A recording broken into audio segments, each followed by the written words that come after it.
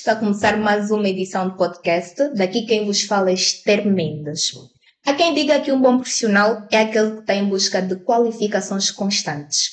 Hoje temos como convidado alguém muito especial, alguém divertido, carismático e talentoso. Entre outras várias qualidades do mesmo, o nosso convidado é o Joaquim Alcindo, também conhecido como Afropupo. Alcindo, como está? Eu estou bem, graças a Deus. Estranha-me chamar-me Joaquim Alcindo porque é o nome que normalmente chamam-me quando viajo. Está a ver? Como lá fora tem a tendência em colocar primeiro O o sobrenome, sobrenome. então Joaquim Alcindo dá um ar assim, estou onde? Tá a ver? Mas obrigado. Sente-se confortável? Sempre, estou em casa. Sim. Sempre em casa, sempre. Hoje vamos aqui desvendar um pouco daquilo que São faz pessoas as famosas ocultas. daquilo que está por detrás do DJ Afropupo. Eu gostaria de saber quem é o Alcindo fora das câmaras. Eu sou muito exigente. O Alcindo fora das câmaras é primogênito dos seus pais. Tem a responsabilidade de dar exemplo em mais 4 irmãos. Além de honrar os pais mesmo. Fora isso, sou pai, sou empresário, faço as minhas coisas e sou muito ansioso. Mas é muito exigente com os outros ou consigo mesmo? Toda a gente. Eu sou o tipo de pessoa que, se me colocas dentro de um projeto, eu sou o que quer correr mais. Então, isso às vezes belisca um bocadinho a relação que eu tenho com outras pessoas ao meu nível hierárquico. Mas para quem aceitar ser moldado, na maior parte das vezes, em pouco tempo vence. Estica. Porquê? Porque eu não gosto de passar muito tempo a fazer uma coisa. Hoje em dia conservo mais as minhas energias e se eu souber que tenho que trabalhar com a Esther ou com o Com Mateus Mateus. ou penso sempre que eu não posso perder muito tempo contigo quando sei que és capaz de fazer.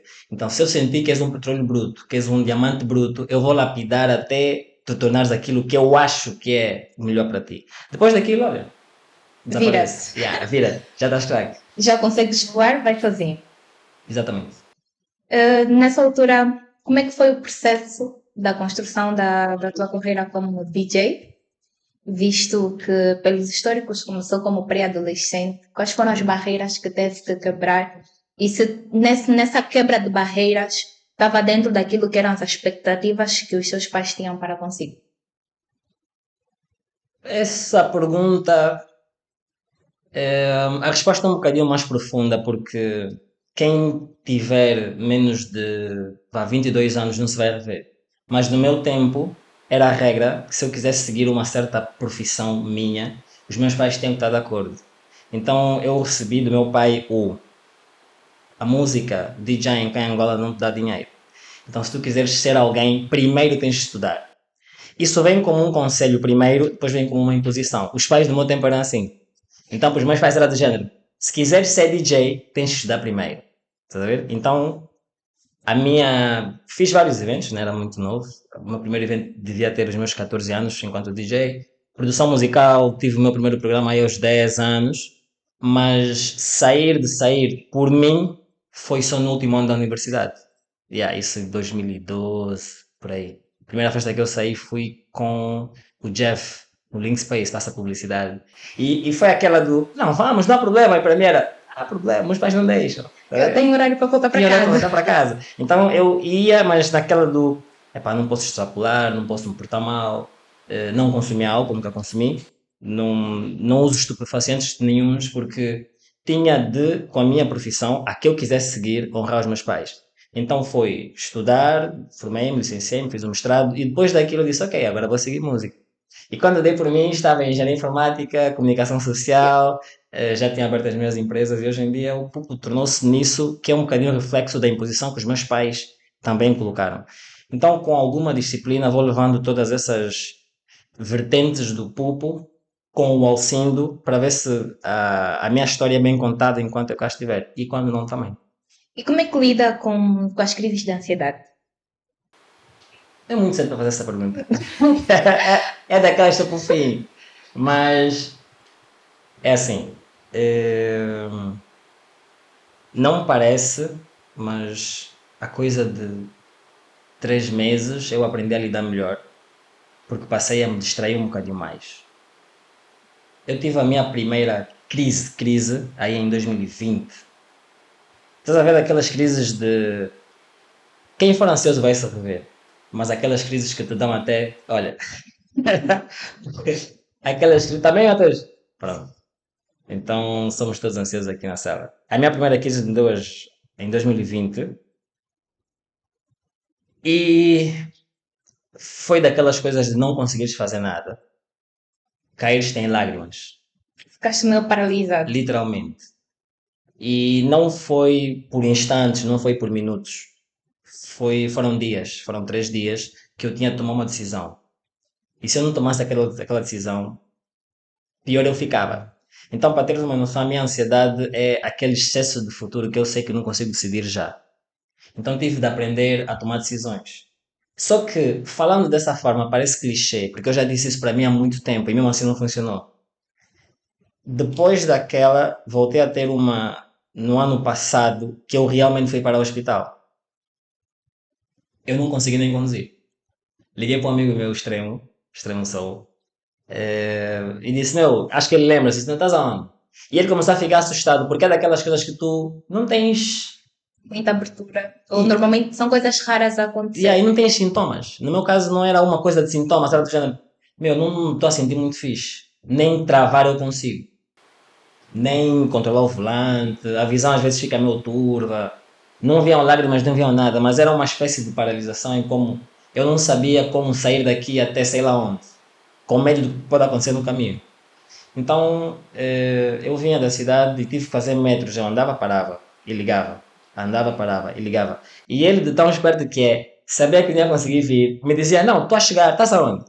Não, estou a chegar, estás aonde? Estou a chegar, estás aonde? Então foi-me gerindo até eu chegar na clínica. E quando eu cheguei à clínica, a enfermeira olhou para mim e disse: Tu estás só ansioso por algo que tu nem sabes que vai acontecer. Não me esqueço disso até hoje, porque eu não conseguia falar. E todas as vezes que eu falasse, ela ficava calmamente a olhar para mim como se já soubesse o que era. Estás a ver? Passo o facto de se calhar ser figura pública ou coisa parecida, vi nela uma certa paz. E ela, naquele instante, mostrou-me que o que os ansiosos precisam é paz, porque a ansiedade é o excesso de futuro. Quando nós temos excesso de futuro, não sabemos para onde vamos, não sabemos que rumo a nossa vida poderá tomar. Então, se nós começarmos a cultivar paz agora, travamos um bocadinho esse avançar demais. É o tal colocar a carruagem à frente dos bois. Não é justo, mas a nossa mente às vezes tem dessas. E ela deu uma folha e um papel e um lápis. E disse: Escreve o que te vem na mente. Nesse caso, estavas a ter uma sessão de. Yeah, foi uma coisa terapêutica. Ela deu-me um soro. Eu me alimentava mal. Quase que não comia. Quando tem essas crises, não como, não durmo. Fico mesmo estranho. Ela deu-me um soro e eu fui escrevendo. Escrevendo, escrevendo, escrevendo. E depois de um tempo eu parei e fiz-lhe uma pergunta que eu não faria a ela, porque era uma pergunta técnica. Por causa de um assunto qualquer, eu perguntei a ela. Já não me lembro bem. Fiz uma pergunta. Ela olhou para mim, sabia que não poderia responder, mas disse-me assim: Sr. Alcindo tem noção que estás na cama do hospital e que eu não consigo responder, mas muito provavelmente tu sabes a resposta. Quando dei por mim, eu acho que passei aí 3 ou 4 horas a conversar com ela. Ela não me respondia nada. Ela estava mais para ouvir. Só estava a ouvir. E eu escrevia, escrevia, escrevia, escrevia, escrevia, escrevia, escrevia, escrevia, escrevia, escrevia. E no final, depois de ter terminado, veio a minha irmã, veio o meu irmão. Ela me disse: Tu oras? Eu disse: Sim, oro. Então tu estás distante do teu Deus? Eu disse: Não. Ainda semana passada foi à igreja. Eu disse: Não, estás distante do teu Deus. Já agora, de que religiões? Eu sou cristão. Mas eu não gosto muito de falar mais sobre isso porque acho que a religião nos divide um bocadinho. Eu professo na Igreja Mundial, o Poder de Deus. Sigo a Cristo, mas leio o Alcorão. Gosto de ouvir mensagens budistas de Allah. Eu acho que a mensagem é só uma, foi traduzida para vários povos. Então, hoje em dia, quando me perguntam a religião, eu digo: sou cristão, posso ofender o Mateus, que é budista. Está a ver? Eu acho, Sim. não acho justo. Então, hoje em dia, e como vou me autoconhecendo, todos nós vamos professar a mesma palavra no final do, do, Do dia, né? do dia. Yeah.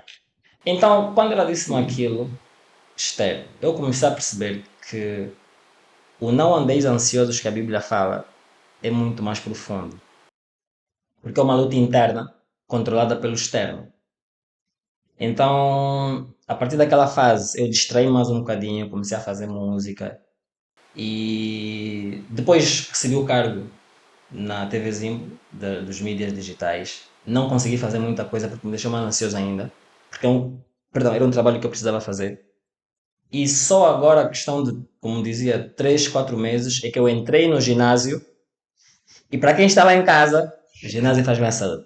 Graças a Deus eu consegui reduzir um bocadinho em termos de O ansiedade. stress. Reduz o stress, dou nos ferros, conheço pessoas novas.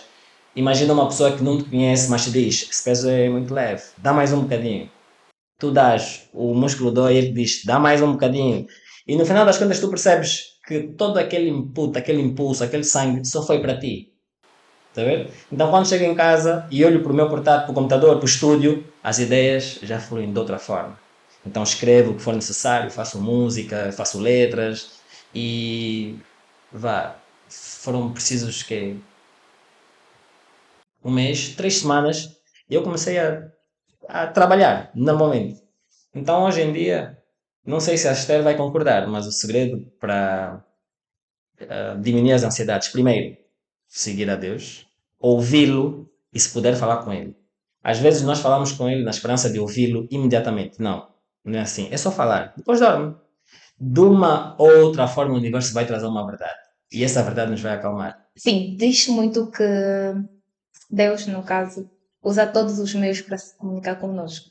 Pode ser por meio da boca de alguém, por meio de sonhos ou por meio mesmo da leitura bíblica. Sim, sim. E isso fica mais patente e deixou-me claro, como ela disse, que eu, até um certo, quando percebesse que estava a ficar ansioso, estava a me distanciar dele. Então, hoje em dia, quando percebo que estou ansioso, faço atividades. Eu já sei, vou ao ginásio, leio a Bíblia, ouço uma palavra, ouço um podcast no YouTube, converso com pessoas, porque eu sou muito fechado, tá a ver? Não parece. Sou. Os meus colegas já sabem.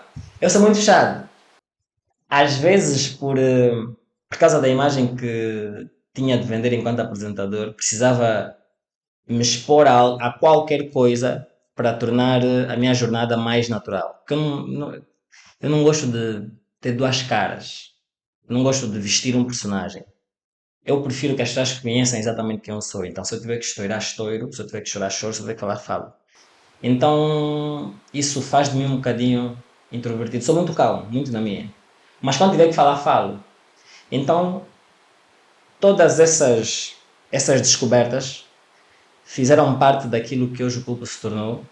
E além de, devo dizer dessa forma, além de magoar algumas pessoas que estão à minha volta, por causa desse meu feitio, faz bem a mim mesmo. E os teus depois percebem, não, ele faz isso porque X, ele faz isso porque X. E percebem que é tudo porque eu tenho uma meta, tenho um sonho. E se eu, como disse no início, se eu olhar para ti e perceber que isso é importante para ti, só tens que me dizer, tá bom, ajuda-me. Depois daí, olha, vai sangrar um bom bocado. Mas vamos conseguir juntos. Mas há um lado bom em tudo, mesmo em ser exigente. Que ao ser exigente tu vais lapidar as outras pessoas. E nada é mais satisfatório do que alguém, vamos assim dizer, olhar para mim e dizer: Ah, ele é fruto do Orlando. Sim. Se ela está assim hoje, é graças ao Orlando. Claramente que nessa fase de construção vamos ter desavenças, vamos ter qualquer outra situação. Nós temos que saber separar as águas. Estou para trabalhar, tenho que trabalhar. Vamos fazer uma correção, eu tenho que acatar. E não levar no pessoal. Nem todos têm essa capacidade, essa sabedoria. Nem todos têm. E por causa disso, faz com que quem realmente te quer ensinar não fale. Eu, particularmente, tenho essa postura. Quando percebo que as pessoas não querem aprender, eu não falo. E vou, com alguma irresponsabilidade, digo dessa forma, desenvolvendo sozinho. Então, imagina.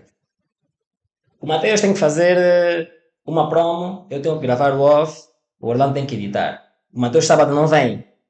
Eu sou o tipo de pessoa que digo, vais Mateus, cuidar. a chave está onde? Me ensina só a fazer. E basta me ensinares uma vez, eu vou fazer questão de procurar avançar com o trabalho sempre que posso. Agora eu vou descobrindo que isso também não é correto, que isso também não faz bem no final do dia. Porque aí nós vamos carregando certos pesos e vamos perdendo a noção do que realmente é delegar. Então, parece um contrassenso e são dois extremos. Não podemos querer ser líderes sem delegar. Então, eu pude perceber que se eu tomar as rédeas de tudo, não consigo me desenvolver. Imagina temos uma equipa e eu quero desenvolver toda a gente. E eu. Está a ver? Sim, porque se acabares por fazer tudo sozinho, ficas supercarregado e não sais Além do de lugar. sobrecarregado, além de sobrecarregado, dá o rótulo de egoísmo, por um lado. No outro extremo, nós vamos ficando mais distantes de nós mesmos. Porque falaste há pouco tempo do Orlando, não imaginas o tempo e o esforço, além de físico, mental, que Orlando coloca para te moldar. As pessoas não valorizam isso. Então, se as pessoas respeitarem que não, ele faz isso porque ele me quer mudar ou me quer moldar e está a usar um bocadinho daquilo que ele sabe, dos neurônios, essa coisa toda, vamos valorizando mais. Nós, os seres humanos, por causa de uma certa síndrome, nos dias atuais, vamos tornando, ou nos tornando inconscientemente egoístas. Isso faz com que, não, o Orlando não pode me dizer nada porque eu trabalho há 10 anos nisso. Estás a ver? E tu dizes, o Mateus não pode me dizer porque eu sou mais velho que ele. Nem eu trabalho aqui há 14 anos, não posso. Isso só faz com que nós não desenvolvamos. E essa fricção, depois de um tempo, tem resquícios muito graves no futuro. Como eu comecei a trabalhar muito cedo, agora, dos meus 30 aí, sinto os resquícios de não ter prestado atenção a esse relaxar mais, a esse largar mais, a esse. Não é deixa a vida me levar, mas é um. Há uma música muito boa do Júlio Iglesias, Me Olvidei de Viver. Em português é Me Esqueci de Viver. E tu ouves aquela música, tem duas versões, tem uma versão espanhola e tem uma versão em português. A versão em português é tão bonita, alguém me meteu a ouvir. Eu, quando fui perceber a letra, no início fiquei muito chateado, mas hoje, 4, 5 anos depois, eu percebo o que é que o Henrique Iglesias está a pensar. É Henrique ou Júlio? O pai? Quem é o pai? É o Júlio. É o Júlio. O Henrique é o filho. O Júlio Iglesias estava a pensar quando canta aquilo. E nós, só a primeira fase ele diz de tanto jogar com as minhas, sei lá, umas coisinhas assim, mas é do género, de tanto correr atrás daquilo que você acha que é melhor para ti, tu te esqueces de viver. Nós precisamos aproveitar a jornada. E isso hoje em dia faz parte do meu mote do se pegar, pegou. Se não funcionar, paciência. Mas graças a Deus, Deus é tão bom que vai colocando a mão em todos os sítios e sempre funciona. Então, estamos a nos esforçar à toa. É bom deixar Deus trabalhar por nós. Realmente. Tocou aqui num ponto sobre a sua trajetória, que foi a estadia na televisão como apresentador. Eu gostaria de saber quem foi o padrinho do Afrocuco para lhe fazer entrar. Padrinho. Deus é padrinho. Não, não, não, não. É, padrinho. Considero padrinho sim, porque pese embora ter passado por 3 castings, há uma coisa que eu nunca falei em televisão. Nunca falei sequer em podcast, mas aqui vou revelar. Eu cheguei a fazer o casting também na SAP, por causa desse suposto padrinho. Nós temos um colega nosso, que é o DJ Salsa, e o DJ Salsa, imagina, nós éramos todos DJs, foi realmente assim, nós éramos todos DJs e tínhamos um grupo. Eu, Jeff, vários DJs no grupo da Casa Oculta. E naquelas brincadeiras temos aquela coisa de cumprimentar, não sei o que, um gritava, bom dia, bom dia, bom dia. E eu pego, gravo um áudio a dizer, olá, boa noite, está no ar o telejornal, tá, tá, tá, tá, tá, e faço isso. O Sal ouve aquilo e me puxa no off. Desculpa, faz um vídeo com o teu telemóvel como se estivesses a apresentar um programa de televisão. Foi exatamente assim, eu me lembro como se fosse hoje. Estava no serviço, coloco o telefone assim, levanto e começo a falar. Não sei se a Esther nota, mas eu sou um bocadinho gago. Gaguejava muito mais, muito também por conta das ansiedades. Eu respirava mal, então o fato de respirar mal, às vezes a minha voz travava, essa coisa toda. Ele percebeu isso e me disse, não, isso trabalha-se. E eu perguntei a ele, mas queres fazer o que com esse vídeo? Não, não, não, deixa só assim. Ele manda o vídeo, na altura para a nossa diretora de programas, a Laura Ferreira, porque o Made in Angola sofreria uma restauração. E o perfil que eles precisavam é de alguém ligado à música e que falasse línguas, que tinha um ar assim meio fixe, não sei o que, essa coisa toda. Ele manda o vídeo e já estavam a selecionar as pessoas para o casting. Eu lembro que fiz o casting com a Heroide, a cantora, fiz com a Heroide. Fiz com quem mais? Fiz com umas tantas pessoas. Quem nos filmou foi o Ninelmo Ribeiro, que também é da Zimbo e é realizador. E o Eurípides Varela, que hoje em dia trabalha na Finstar, da Zap. Passa a publicidade, não sei. Tem que pagar. E então fiz o casting e eles amaram, amaram, amaram. Só que depois, foi um tempo de espera tal, acho que fiquei em espera 2 meses. O Salsa sai da Zimbo e vai para a Zap. É assim que ele vai para a Zap, ele diz: Olha, tem um rapaz assim, a mesma coisa. Tem um rapaz assim, assim. Foi na altura da construção dos programas e eu fui fazer o casting no Tabaté. Eu seria o apresentador do Tabaté. Fiz eu, acho que a Zuleika também. A Zuleika não vai gostar que eu diga isso, mas fizemos o casting juntos. Pamela da Zap. Então eu fiz o casting, lembro, os cameramans, olha, não. Imagina o que é. Na Zimbo todos disseram, foste uau! 1 mês, 2 meses, o telefone não toca. Fui para a Zap, yeah, meu, pô, esse lugar é teu. 1 mês, 2, o telefone não toca. Afinal, o Salsa, que era a pessoa que estava a programar os castings, estava sempre a sair de um sítio para o outro. Ele depois volta a sair da Zap e vai para a Zimbo. E mais uma vez volta a fazer um casting, eu volto a fazer mais um casting. Depois daquilo recebo uma ligação, foi mesmo assim, de repente foi, olha, vais gravar um piloto para uma peça do Made in Angola, que era uma rubrica, o Swagdo. Swagdo. Foi numa loja, que lembro, em que eu tinha que provar algumas roupas e apresentar roupas, essa coisa toda. Eu gravo o Swagdo. Lembro-me de naquela fase ter muita gente, tinha um realizador, várias câmeras, vários microfones, foi uma coisa assim, mas eu estava muito. "Yeah, Muito agora é que vai ser, agora. Fiz o casting. Correu bem, eles gostaram. Mais uma vez, longo período de espera.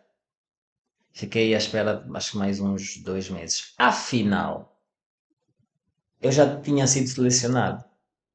Mas é uma coisa que agora, acho que agora uma parte dos repórteres não tem. Depois daquilo, o meu primeiro trabalho na Zimbo foi fazer direto.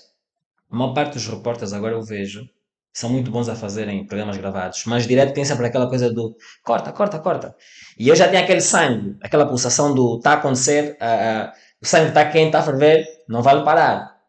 Então ligam-me, olha, vais fazer um direto, um especial de Natal. Qual era? Quero, Natal, quero uma coisa assim. Eu quero fazer uma ação de Natal. Lembro-me, foi na Bahia. Mal cheguei, já estava a acontecer. E me disseram, tu vais para o ar a qualquer instante, prepara-te.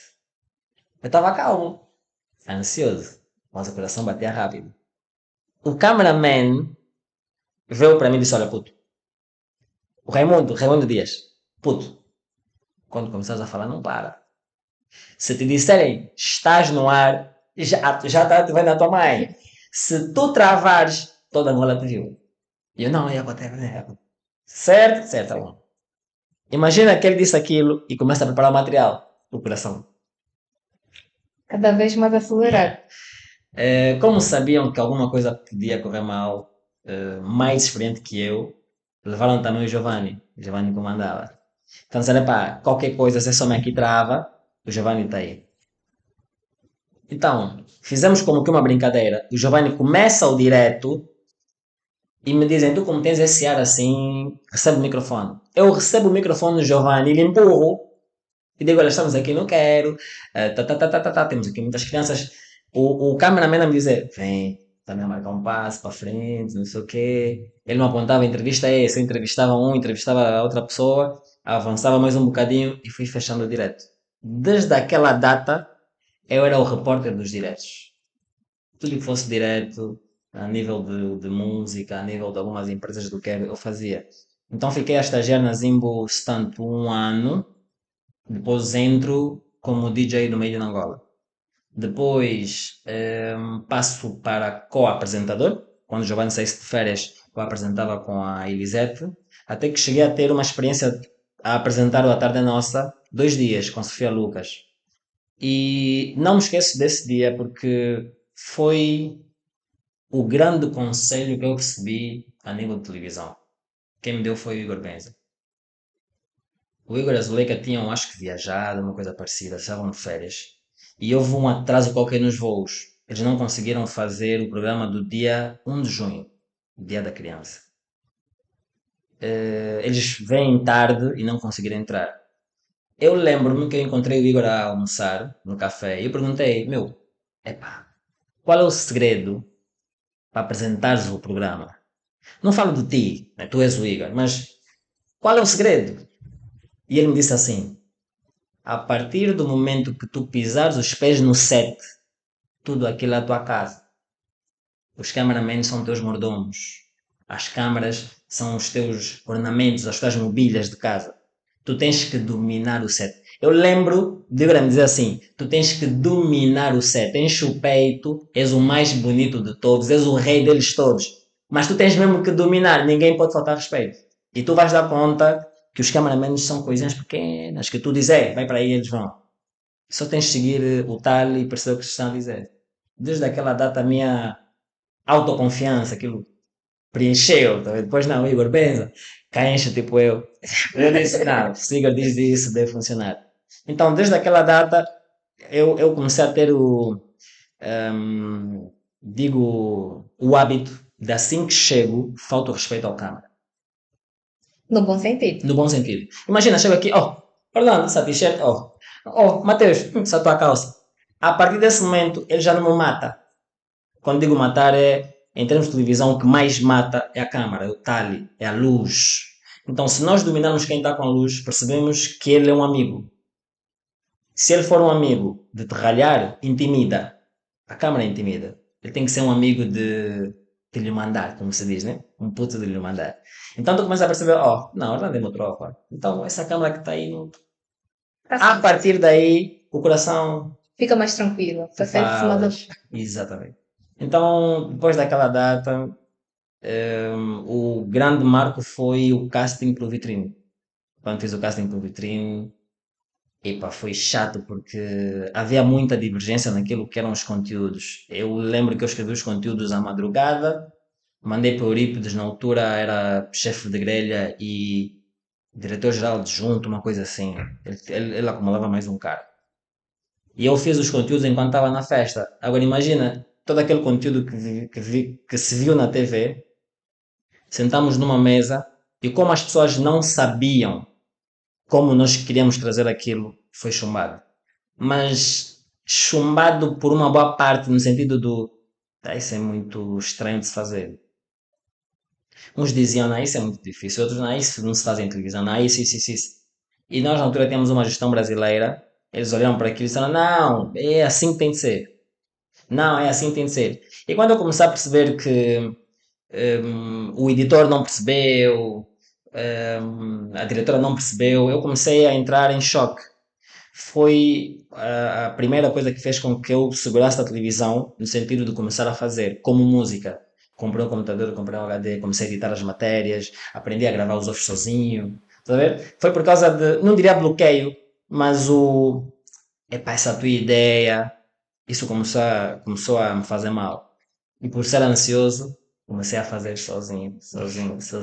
E se queres saber, o tempo que eu estou na televisão, a caminho dos 10 anos, o cabelo já caiu um bocadinho aqui, as rugas já vieram. Agora percebo porque é que muitos dos meus colegas estão com cabelo branco. Televisão é uma namorada chata. Alcindo, nessa altura, se estivesse diante do teu eu de antigamente, nesse caso, de quando decidiste enveredar por esse caminho, qual é o conselho que darias no teu eu do passado? Qual dos caminhos de televisão só? Não, de todos, Todos. vamos aqui dizer. Começando pela música, porque primeiro foste conhecido como DJ, só depois como apresentador e também realizador. No caso da... Editor, né? Sim, editor. Conselho que eu daria a mim mesmo. Sim. Eu acho que seria dispara. Disparar. Dispara. Nós homens temos aquela coisa do apontar a arma, carregar, perder algum tempo a respirar, para que com o menor número de balas possível, desculpa usar esse termo, mas com o menor número de balas possíveis acertar o alvo. Somos muito Hesitantes. também meticulosos, calculistas, está a ver? E eu perdi algumas oportunidades por segurar a arma e dizer não é o momento certo. Às vezes é necessário fazer uma rajada de 3, acertar no braço para imobilizar o alvo e depois dar na cabeça. O tiro perfeito não existe. Nós queremos fazer as coisas como se existisse um tiro perfeito. Pode acontecer. A sorte está sempre aí para quem treina bastante. Mas eu deveria. Os meus irmãos dizem que eu arrisco muito, mas eu digo que eu ainda deveria arriscar mais. Se eu arriscasse muito mais, muito provavelmente hoje eu estaria mais longe. Primeiro. Segundo, e acho que esse é o mais importante, devia ouvir muito mais os conselhos da minha mãe. As mães têm sempre razão. Sempre, sempre, sempre, sempre. E, Esther, nem imaginas, foram inúmeras as vezes que, por causa de algumas coisinhas, eu disse. Eu tomei algumas decisões e tive a minha mãe a me dizer: cuidado que isso. E sabe, nós como filhos, não. Está a ver? Não, eu aguento, eu consigo. Só homem. Some. Vem uma decepção. Tu ficas, pá. E como boa mãe, que a minha mãe é, foi de género: tá bom, aconteceu, vamos gerir. Já passou. Fica o aprendizado. Por um lado, se calhar eram coisas que eu deveria aprender, mas devia ter ouvido muito mais a minha mãe. Muito. Se eu ouvisse a minha mãe 100% das vezes como ela falava, eu teria, acho que, menos de 70% dos problemas que tenho. Quando digo problemas, não são problemas graves, mas estás a ver aquelas situações que seriam evitáveis? Eu teria muito menos. E um terceiro conselho é: toda a profecia do teu pai vai se concretizar. Comigo aconteceu exatamente assim. Eu hoje estou a viver profecias que o meu pai profetizou para mim há mais de 20 anos. Na questão dos estudos. E não só, vida em si. Agora que estou a morar distante deles, já não vivo com os meus pais, eu lembro de tanta coisa que o meu pai me disse quando eu tinha 7, 6, 8, 9, 10 anos, que fico tipo, o meu pai sempre teve razão.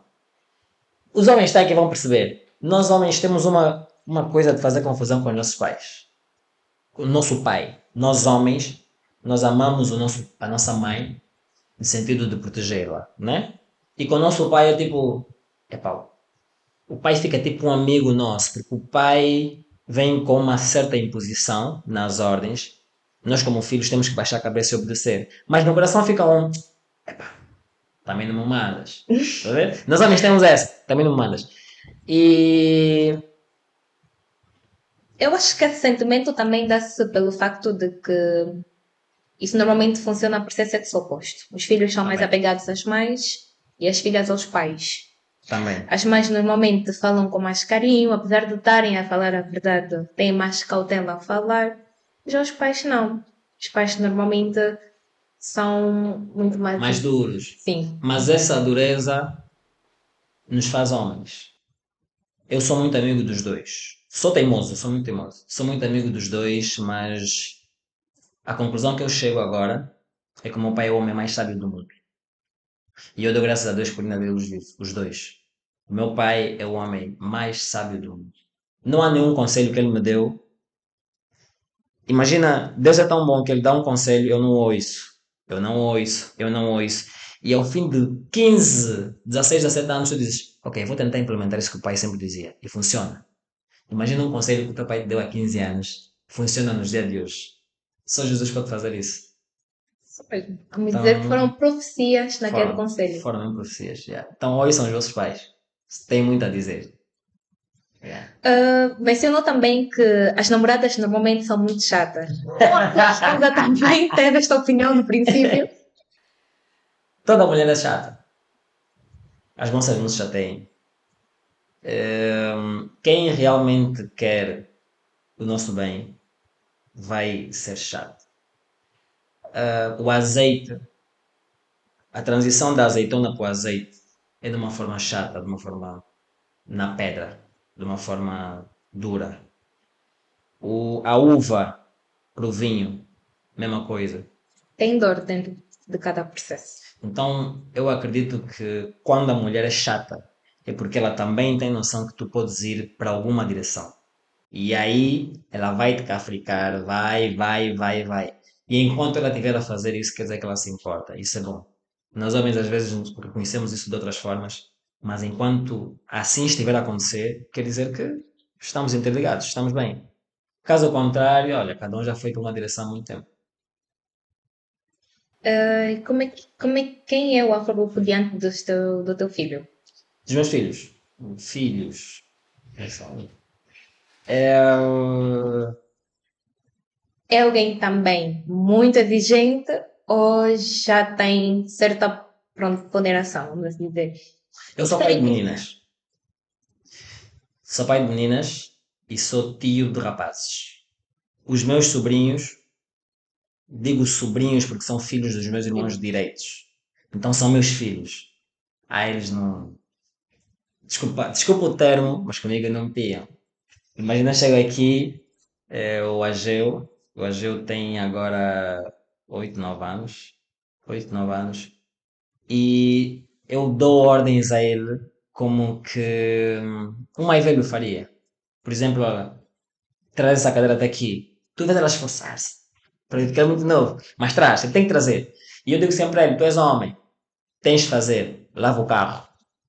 Aos 8 anos. Yeah, tem que fazer. Já as meninas não, as meninas são totalmente contrárias. As minhas filhas ensinaram-me o meu lado mais sensível. Sempre fui muito mais agressivo. A partir do momento que me tornei pai, há 9 anos, tornei-me um bocadinho mais meticuloso, mais medroso, mais ansioso, mais mais freado, pavio mais longo. As meninas realmente moldam os seres dos rapazes, Pais. no sentido dos pais. As minhas filhas moldaram um bocadinho o meu ser, mas há dores que eu não falo e nem demonstro para elas. Então, se sou essa pessoa forte, elas só sabem o que elas veem. E são muito novas.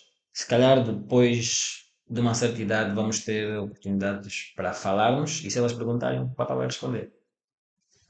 Também nesta altura já vão ter a capacidade de verificar, não. Pai aqui não está bem. Yeah. Não vai ser o meu porto seguro, mas eu devo ser o porto seguro para Não, ele. sempre. Eu vou ser sempre o Porto Seguro das minhas filhas, sempre. Sempre. O meu sonho é aprender a conviver com a distância dos meus filhos. Quero aprender a estar distante, sempre perto. E quero realmente isso que disseste, ser o porto seguro deles, no sentido em que podes ir em qualquer sítio. Quando vieres ter com papá está aqui. Para o que precisares. Eu sonho em ser isso. E vou. Com algum esforço. Se o resto conseguimos fazer, eu acho que isso consigo também. Realmente. De toda a sua trajetória, já sentiu que está a realizar todos os seus sonhos? Todos não. Estou a realizá-los. Dizer que já realizei, terá-me chamado de velho. Está a ver? Yeah. Realizei um sonho de criança há um ano, que foi ir para Ibiza. Graças a Deus. Tornei-me, eu diria, o primeiro angolano a ir tocar em Ibiza. Angolano com umbigo, com cordão umbilical, nascido em território angolano, mas o Jeff já tinha tocado lá também. E era um sonho de criança porque quem faz música eletrónica sabe que Ibiza é a capital. Fora isso, honrar os meus pais, dar o canudo a eles, dei, graças a Deus. Imagina aquele filho que tinha tudo para dar problemas, dei alguns. Hoje em dia, ouço a minha mãe a dizer: o pouco é o meu orgulho. Meu pai me diz: olha, o pouco é o meu orgulho. Eu às vezes quando ouço as outras pessoas a dizerem Estive com os teus pais e eles estão muito orgulhosos de ti. Meu pai às vezes liga para mim, eu estou chateado. Meu pai liga, tudo bem? E eu sim. Fico à espera que tenha acontecido alguma coisa parecida. Ele diz, não, só liga para te cumprimentar. Campeão, tudo bem? Só liguei para te cumprimentar. A minha mãe me liga, PCA, tudo bem? Primogênito, diretor. Essas coisinhas pequenas levantam a nossa moral. Então, cada vez que eu recebo essa injeção de adrenalina, o espírito renova-se de género. Não, ainda posso fazer mais. Então, se eu colocar na minha cabeça que posso ser PCA da Zimbo, vou ser. É uma questão de tempo. Se nós estamos a trabalhar em direção a isso, acontece. Coloco na minha cabeça, vou ser Presidente da República, é você. Cada um de nós tem uma imagem projetada do outro. E se a estrela olhar para mim e disser, tu tens realmente capacidade para ser PCA da Zimbo? E eu acreditar nisso, golo. Até porque vais trabalhar todos os dias. Exatamente. E quanto mais forem repetidas as coisas, mais perfeição vais ter ao executá-las. Exatamente. Então, por também ter esse hábito de projetar a imagem nas pessoas, cada vez que alguém olha para mim e diz te vejo na posição X, eu já abro um mapa astral e vou organizando as peças. Será que eu serviria para isso? Para isso, para aquilo? É um problema porque, por ser ansioso, se alguém chegar para mim e me disser te vejo bem na televisão, olha, o público chegou. Sabe? Se alguém chegar para mim e disser vejo-te bem na Assembleia, vejo-te bem a tocar no Tomorrowland, é o projeto e é uma questão de tempo, acontece. Porque os anjos assim trabalham para nós. Eu nem sei o que faço. Eu posso aqui dizer que fiz, desfiz, não, mas. E como diz o nome do podcast, Fórmula Oculta, a minha fórmula oculta é deixar Deus fazer sempre. Eu Em todos os sinto, todo momentos. momento, eu sinto que toda vez que eu tentei correr mais, Jesus disse aí, pai, se gastar correr outra vez, caio, ele vem atrás de mim, olha, como é? Doeu? E eu, pá, estou aqui Um com um galo. bocadinho. Tá bom, vem. Põe gelo, segura na minha mão, vamos. Então quando levas uma criança no supermercado, eu sou essa criança, que vejo uma coisa, quero correr, e Jesus diz, filho, calma, vais cair. Eu até caio. Quando levanto lá, está outra vez a limpar, não sei o quê. Epá, tudo bem, né? Sim. Não vamos correr mais. Sim, então vamos, nas calmas. Pá. Veja outra coisa, de novo. E todas as vezes que eu bati a porta, Deus já me abandonou.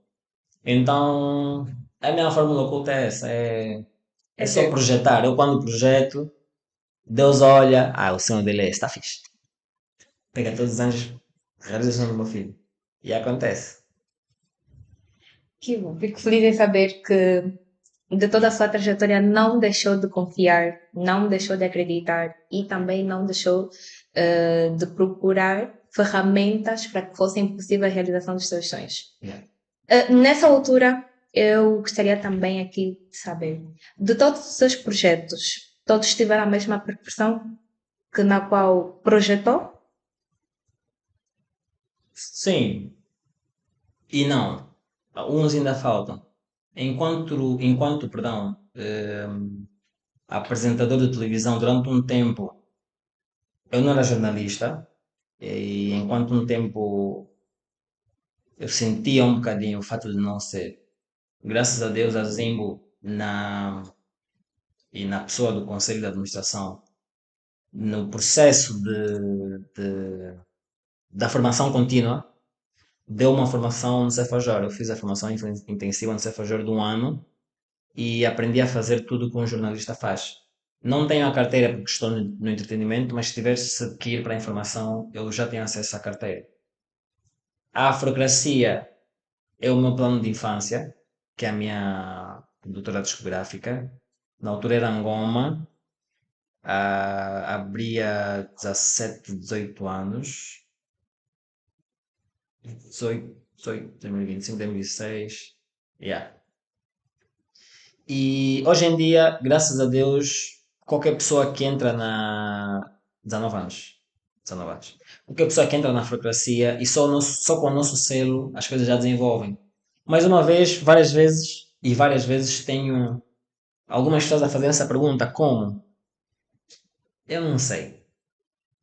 Eu sei que eu construí uma marca em termos musicais e quando me predisponho a ensinar uma pessoa aquilo que sei, a pessoa naturalmente desenvolve.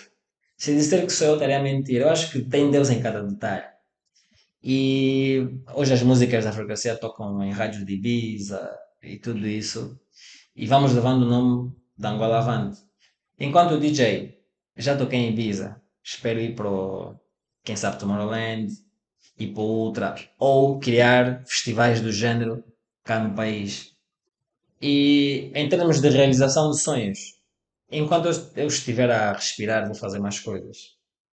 Não posso dizer que parou por aqui ou que já não tenho outros projetos, tenho muitos. Além dos projetos que eu tenho a nível empresarial, tenho sonhos. Há coisas que eu quero fazer e vou fazer. Tenho que criar condições para. Mas enquanto isso, não posso me esquecer que pessoas dependem de mim, tenho algumas missões por cumprir.